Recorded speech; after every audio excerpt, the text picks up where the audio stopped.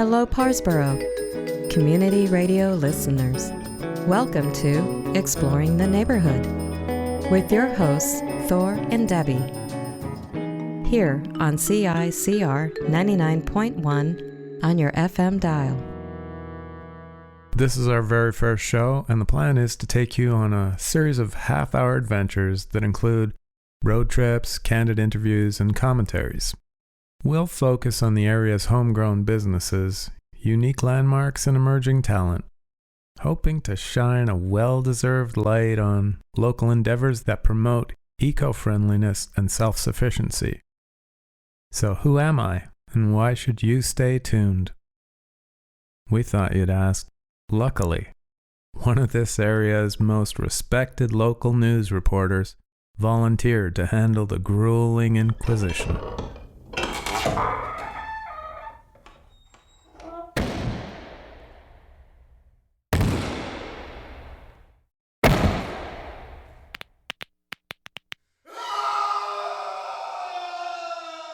My name's Christopher Gooding, and some of you know me from the Citizen Record in the Amherst News and our online presence, www.cumberlandnewsnow.com.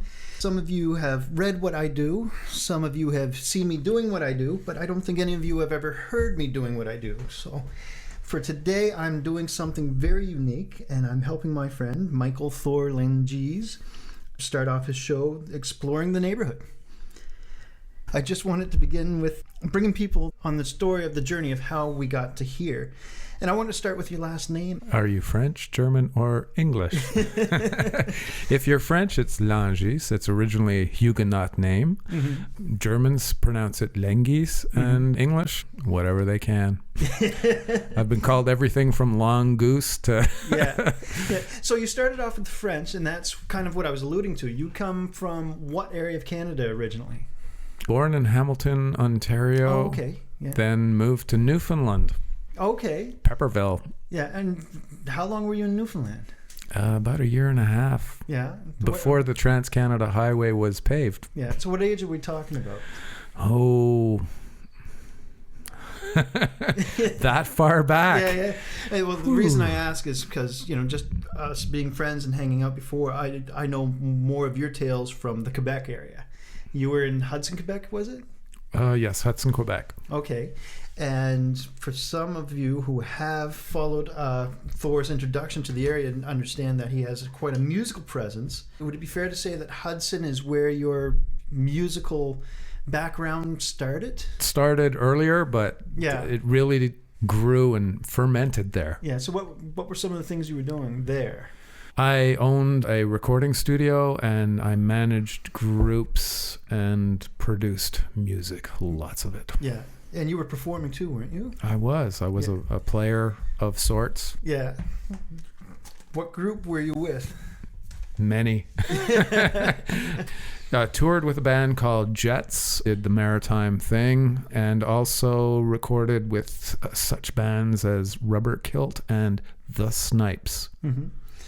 And this set you up for a journey as far west as you can possibly go on this continent. It was the complete opposite end of North America. Yeah. It was down in the Los Angeles area. Yeah. What were you doing there? I was babysitting. Yeah. well, more to the point. If anybody searches your name, they're going to come across the Internet Movie Database, which is like the be-all, end-all for information on movies, who's been involved in it, the cast and stuff. And you've got some entries in there, don't you? I have a few. I was largely a director of audio. Okay. What does that mean? Yeah. That means anything you hear at some point I was involved with, whether it's recording, writing music, finishing the final sound, recording drops of rain in Trinidad. I've done it. And ballpark, how many entries would you say you've got on the Internet Database? Over 100. Over 100. Any particular favorites that are on that? There's two series that are favorites. One was the musical end, of course, because of my musical background. I was able to record several, let's say, more known people in great environments like the studio that Korn owns on Hollywood Boulevard. Yeah. But the real coolest thing would have been a movie called Being Canadian. Who was that by? It was produced by a guy named Rob Cohen, and we got to interview awesome people, Ben Stiller, Alex Trebek. Oh, the list goes on and on, and on. If only I could remember them all. Yeah. Well, you mentioned, like being able to interview influential Canadians and stuff, like who were being Canadian. Were there any real highlights out of that experience, from that one particular movie that you latched onto? Howie Mandel. Yeah. Definitely. And the Right Honorable Kim Campbell. Oh, cool. Yeah. She should have been prime minister for much longer. That's all I can say. Yeah. She had my vote. Yeah. Awesome. I wanted to, just kick around a little bit more on the idea of what you did while you're in LA, the aspects of sound. Because for a lot of people, they think it's almost like what we're doing right now. 2 microphones at a table, a couple of questions, and it all comes in. But you have a slogan that sound is everything. That's not in the picture. Yeah. Can you describe that a little bit more to people? Because I think it kind of reveals some of what we'll find with what you're going to do with your own program. And this is just my own conjecture, but that attention to the detail, the things that you would not normally grasp onto. I'm going to leave the banging of the table in that you keep doing. It's the every time I put the pen You see, down. that's part of the live sound. I'm going to keep that in because it's part of reality. Yeah. Tell me how you developed that philosophy. The sound is everything that's not in the picture. Real quick story. I came from a music recording studio background at a very high level.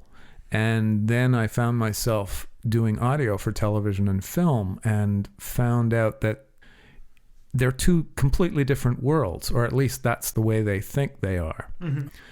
They teach in schools, especially in LA, that there's very limited ways of doing sound for film. Mm-hmm. But having come from a more diverse background, I said, why set boundaries? Mm-hmm. And my audio was done with the intention of using the world as my studio. Mm-hmm. And that's why I was good at what I did. Yeah. I know when you're coming from a music recording background, you're trying to eliminate things like the thump on the table, the 60 cycle hum, the car backing up. Not if you learned in the 60s. You leave everything in, including the Coke machine. Led Zeppelin would do that. They would have so did Elvis. Yeah. It seems today there's a lot of emphasis on having that clean musical sound and taking out all the natural elements of the world. And then in the television world, you're trying to find those natural sounds, the thump on the table, the footstep on the floor. Well, they add them in later, which my philosophy was, why bother? You can get them while you're there. Yeah. And it does require a little bit different approach to the actual filming, mm-hmm. which some people have problems with, but the directors and producers that accepted what I was telling them mm-hmm. found that they got a lot better results. Would that be because you weren't trying to recreate the dynamics of, say, a room or a street? You actually got it right when you needed it? We got the real thing. Yeah. Instead of recreating it by the catalog of sound effects, we just record it right there. I traveled quite a bit. I filmed in Costa Rica and Dominican and various Caribbean islands. You can't recreate that. Yeah. You're either there or you're not. And traveling anywhere from the USS Salem off the coast of Massachusetts or the woods of Alabama, why not get the sounds that are there? Yeah. I want to leave that side of things and bring us back to this area. It kind of seems like a large juxtaposition to go from the West Coast, LA, to Cumberland County in Nova Scotia. And I was hoping you could just retell the story you told me of how the leading consequences that brought you to this side of the journey.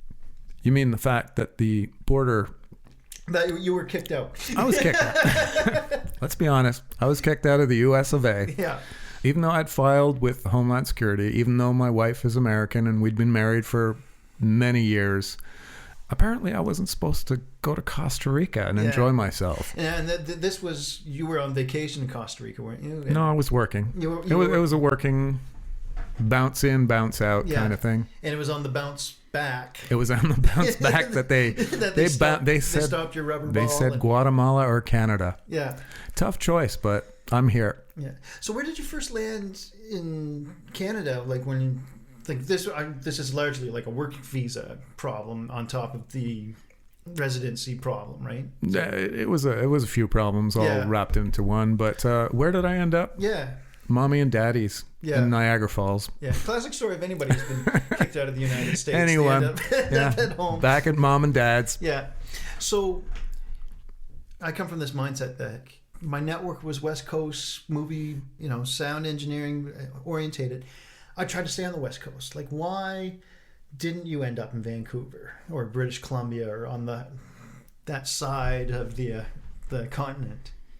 I'd actually spent time in Vancouver, and at one point seriously considered moving to Vancouver Island. Yeah.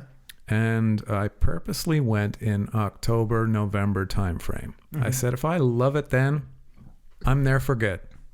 I didn't. Okay. And that being said, I have played the Maritimes in February, so I knew the worst that could be. Yeah. And the economy was great here. The weather was great. And there's Anne Murray. Yeah. Who can say no? Yeah. So when you started looking to the East Coast, did you have, a top 5 list of what you were looking for? No. To single in an area? No, just went with budget. Yeah. What can I reasonably afford? Yeah. Spring Hill was on top of the list. And this isn't something that I've heard once in my life. I've heard this many, many times from many, many people from many different places in the world. They've said, the prices here are ridiculous. Now, there's probably a little bit of economic depression to it, but you didn't see that when you started looking at this area. What were you finding? I think the first place we looked at seriously was in Guysborough. Yeah. Then I considered what I want to do for our business. We're in the video production business, and we had to be central in the Maritimes. This was it. You can't ask for better. You're smack in the middle, 2-hour journey to anywhere. Yeah. And because we're in a growing digital age, a lot of what you do, it doesn't even have to go down the road. It goes through the air and into somebody else's laptop. Dropbox is king. So I'm going to tie it into this sense of you developing an ear and this philosophy that sound is everything and paying attention to detail and taking advantage of those opportunities to get those little sounds that would normally be added in. This seems to have, honed your senses to have a grazing eye to the things around you. And this kind of leads us into exploring the neighborhood. One of the things you've said to me over and over and over is, have you seen this? Did you know about that? I can't believe this. I can't believe that. Tell me about some of the first things you started noticing in this area what just made you say, oh my God. Well, I have a friend in Halifax who I've known since he lived in Ottawa. And he, despite any common sense perhaps, moved out here and stayed. And we could never figure out why. But when I showed an interest in moving out here, he was the first one to help me out. Since I've gotten here, it's like everyone's helped me out. Yeah. And what has happened is, because everyone has been so open and so friendly, they have shown me their secrets, so-called, their favorite place to do this, their favorite place to do that. And I'm like a kid in a candy store. Yeah. It's ridiculous how much amazing stuff there is here for the taking or for the enjoyment. Yeah. And it's all here. I had the statement earlier this week. One guy who I'm doing business with tell me, between here and Parsboro, you can get anything you want. Now, I don't know what he was talking about, but I'm assuming that it was from a business point of view. Yeah. In other words, it's all here. And in a relatively low population, in the middle of the Maritimes, surrounded by oceans on 2 sides, highest tides in the world, I mean, there's just everything here. Yeah. And for a lot of us who have grown up in this area, we've, just that idea of, you can get anything between, say, Spring Hill and Parsboro. It's not that we've lost the charm of it. We almost take it for granted. I know come income tax season on that drive between here and Parsboro, I know somebody who can help me with my income tax. I know somebody that will help me with my car if it's broken down. I know somebody who knows somebody who can recommend a roofer if I need to put a patch on the house and stuff like that. So it's very neat for me, having grown up in this area and just to feel like all these things are so commonplace, to have somebody show up and say, hey, do you know how special this area is? What were some of those things that made you say, I want to talk about this. I want to let people know about my enthusiasm for these things and happenings. It's everything from the hops that my organic farmer grows to the fact that I can get world-class Eggs Benedict in Amherst. The fact that I can get fresh lobster within a 15-minute drive. Forget 15 minutes. I can get it at the gas station. I mean, what's not to appreciate? And yet, there's the possibility of doing anything here. Survival is a lot easier here than it is anywhere else. I know people are going to go, oh, he doesn't know what he's talking about. But honestly, try to live in Montreal, Toronto, Los Angeles, New York. The monetary issues are so huge and the competition is so fierce compared to what you have here. But what do you have here? You have opportunity. Put it this way. You have to set your bar high. You have to see, this is the bar that the world competes at. But you have the opportunity to practice here to get that. It's like an athlete. You can jump the bar here with no fear of failing. You can't do that anywhere else. It's this ability to try without the fear of failure that I don't think people appreciate enough here. Because if you try in a place like New York or LA, when you fail, you never come up again. The safety net isn't as wide. There is no safety net. You literally don't come up again. So are there any particular stories that you're looking for in your journey exploring the neighborhood? And when we say the neighborhood, we're talking about a wide area too, aren't we? We're not talking like just Spring Hill. We're talking as far as you can hear this radio station. That's the area I'm looking at. And so what are you looking for? Like, I'm looking for the guy who has a talent that worldwide would be appreciated. That is not just unique perhaps to here, but his craft is. Whether it's the ability to make good Eggs Benedict, whether it's the ability to grow organic, unique things, whether it's the ability to handcraft something in wood.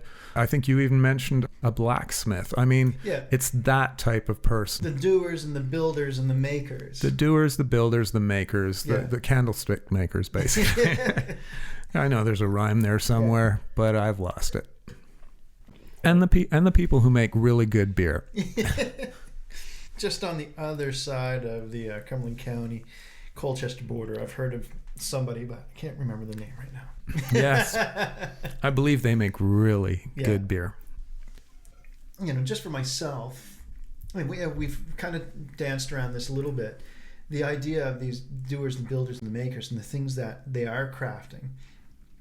For me, I know I can find a guy, who can build a boat. I know I can find a guy who can take driftwood and turn it into something. I can find excellent cooks and stuff like that. What's it like out west for this quality of craftsmanship? We're not finding these people at the church basement socials, are we? We're probably finding them somewhere a little more elite, a little more boutique. If the craft is really good, and this applies to anything artistic, and when you have a craft that you're really, really good at, be it blacksmithing or we've talked about boat building, anything worth building can be sold at the highest end around the world. There is a real need for high-end quality products. And you're seeing those here. I am seeing them. I'm finding more and more. Yeah. Now, mind you can't ship your eggs Benedict to Los Angeles, but... What's it like when you talk to a friend back home? You say, dude, I've just had the best eggs Benedict in the world. Like, what are you hearing from those people? I just talked to a guy earlier, just before you showed up, actually, from near the Ottawa area. Mm-hmm. And in about 10 minutes, he's saying, I'm going to come visit you. Yeah. So the reaction to what is here is very positive. Everyone I speak to outside of here is starting to make plans to come visit. Yeah. Based on what I'm telling them. Yeah. It's not out there. Not everyone is this lucky. Yeah. So one of the challenges your program is putting out there for listeners is for them to have the same grazing eye and discerning ear that you've developed and help you explore the neighborhood. How can people get a hold of you? They say, hey, I know somebody who's doing something that would be just perfect and I would love for you to find out about it. How do people get a hold of you for that? I'm assuming they can call the station. Mm-hmm. And worst case, they can send me an email at scotiaheritageproductions@gmail.com. And Scotia Heritage, all one word? Scotia Heritage Productions, all one word. At gmail.com. At gmail.com. Excellent. Thank you very much.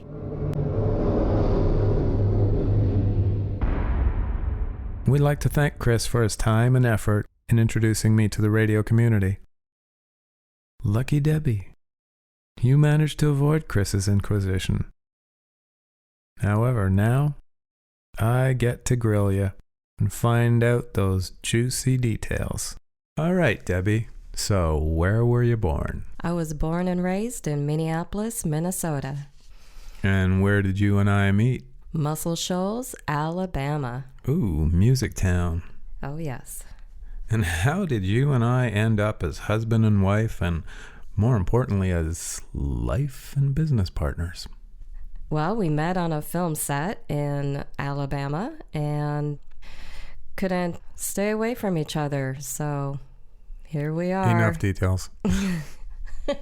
Then what? What do we do after that? Oh, we bounced around from Trinidad to Niagara Falls, back to California, and here we are. And what do we do in California besides the film stuff? Well, we had our small little urban farm raising rabbits and chickens and herbs, the kind you put in your food. And as far as business, what do we do? We do video production, also create music, photography, and various films. And what talents do you bring to the table? Well, I have many years' experience doing hair, makeup, photography, and video editing. And you told me that you originally studied under John English, famous hairdresser. Yes, from Minneapolis, originally from England. And what do you like about Nova Scotia now that you're here?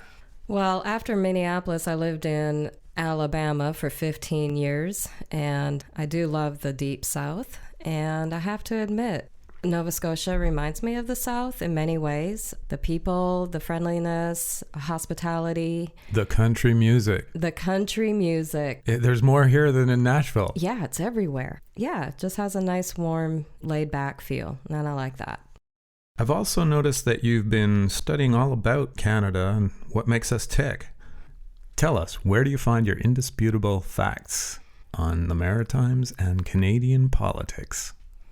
Oh, that's easy. Those Rick Mercer documentaries and your national news show, this hour has 22 minutes. Better than Fox News, I guess. I agree. That's where I learned why my handyman didn't return my phone calls for over a month. He'd gone blueberry scooping. It was actually a Rick Mercer report that enlightened me on the serious affliction. Thankfully, that handyman is now cured for the season. Now that we live here, I gotta ask you, what's impressed you so far? Let's do this one area at a time. Let's start with Amherst. Well, I have to start with Dales. But sadly, they're closing. And we went to the Jazz Gospel Festival and the church organ at Stephen's Trinity Church. Oh my gosh. Absolutely beautiful. Spectacular. I like the power of windmills. Because if I don't know where I'm at, I see those windmills and I know right away I'm in Amherst. You can see them almost from Joggins. They're all around. Speaking of Joggins, what do you like about the Joggins area? The museums are really nice. Also, very impressed with all the organic farmers. Of course, that's right up our alley. I'm really curious about a pillow maker out there that does pillows out of husks. We got to look into that. Yeah, we have to. The Bay of Fundy, what do you like about that? It's absolutely gorgeous. Did you like the fact that we were there in June and completely alone? And there was nobody there, as far as the eye could see. No one. And I like that. It's fabulous for doing photography. Then we went down to Advocate Harbor. What do you like about that? There's a restaurant there on the water. That was good, wasn't it? That was really good. They got a cute harbor, too. We saw a Cap d'Or. Wasn't that amazing? Yes, the lighthouse and the restaurant. Another place we're going to definitely stay. After that, Parsboro, there's stuff there, too. Very artsy town. All right, and then we went to Five Islands, too. Before the island collapsed, yes, we got to see it. Love to go there and go clamming sometime. I hear that's fun. We could run on the beach. We could, of course. And let's try Oxford. The blueberry capital. Beautiful old theater. And also we got to meet George Longard. Nova Scotia, country music's finest gentleman. Yes. And then there's Heather Beach and Port Howe. Yes, lovely coast. They have lobster and the chip truck, yes. And you had fun in Pugwash, too. Of course, the thrift shops. Spring Hill. What's there? Us now. Anne Murray, the Anne Murray Center, very nice. Museums, couple restaurants there in town, and it's a nice little town. We really like it here, don't we? We do. And there's so much more to explore just within Cumberland County. Then there's another whole world to visit in New Brunswick, the neighbor to the north. Can't wait to explore the wonderful town of Sackville and, of course, revisit the lobster capital of the world, Shediac. We'd like to end our first show with a few special thank yous. To the French Connection of Spring Hill, salut et merci. To Betty and Wayne, the wonderful people at Sally Ann's, Kanza, CICR, CFDA, and the Citizen Record, thank you. Thank you for being so welcoming and helping us get back on our feet. Okay, time has run out. When it comes to local business, arts, crafts, and entertainment, we'll try our best to provide a global perspective on our community and remind listeners that where you choose to spend your money is often more powerful than the occasional vote at the ballot box. So help out your talented neighbors and enjoy the unique diversity of what our area has to offer, and ultimately, you'll be helping yourself. Thank you for listening. Thank you, CICR. So, tune in next week for another episode of Exploring the Neighborhood with your hosts, Thor and Debbie, here on CICR 99.1 on your FM dial.